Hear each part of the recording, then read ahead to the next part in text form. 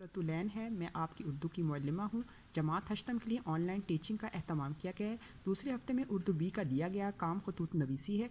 जैसा कि आपको मालूम है कि ख़त दो तरह के होते हैं, रस्मी और गैर रस्मी। रस्मी ख़त जो होते हैं वो किसी इदारे पेशावर अफराद के नाम लिखे जाते हैं, और गैर रस्मी ख़त जो हैं दोस्त अहबाब या रिश्तेदारों को लिखे जाते हैं।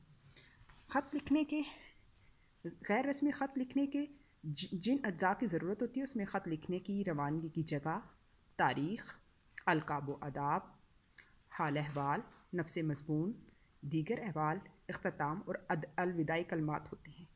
ठीक है। और अच्छे खतूत की सिफ़ात जो हैं वो कैसी होती हैं कि आपका ख़त जो है वो आप उसको कैसे अच्छा और मौसर बना सकते हैं। ज़ुबान सादा और शगुफ्ता इस्तेमाल करें, लंबी चौड़ी तमहीद से गुरेज करें, बात को छोटे जुमलों में बयान करें। मकतूब अलैह यानी उसके रुतबे का अगर किसी बुज़ुर्ग को लिख रहे हैं तो मुअद्दिबाना लहजा, और अगर किसी बच्चे को लिख रहे हैं तो मुशफ़िक़ाना लहजा होना चाहिए। और ख़त को पैराग्राफ की सूरत में लिखें। ख़त का इख्तिताम मुअस्सर अंदाज में किया जाए। ठीक है। जो आपका तहरीरी काम है वो आपने अपने दोस्त को ख़त लिख कर बताएं कि बिजली की लोड शेडिंग ने आपकी तालीमी सरगर्मियों को किस तरह मुतासिर किया है।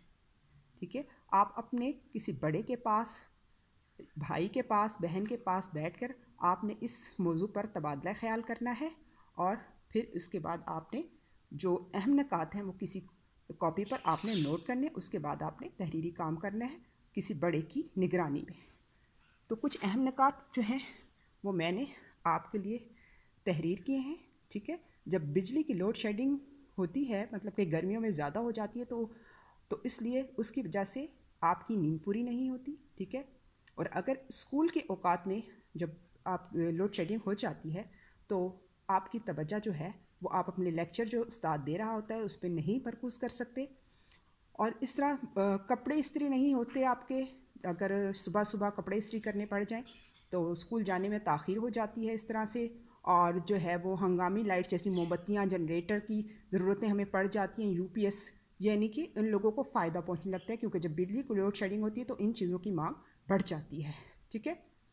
और फिर आप जब पढ़ाई करते हैं और फिर जो है कितनी कितनी देर लाइट जो है वो नहीं आती है और बिजली नहीं आती है, और आप लोगों को किस कदर परेशानी का सामना होता है, और इससे आपके जो नताइज हैं वो मुतासिर होते हैं। ठीक है। तो ये जो निकात हैं उनकी रोशनी में आपके लिए ये ज़रूर जो है वो आपके लिए बहुत हेल्पफुल होंगे। तो इंशाल्लाह जो है वो आपको इस मेरे ख़्याल से बहुत अच्छी तरह इन चीज़ों को आपने समझ लिया होगा।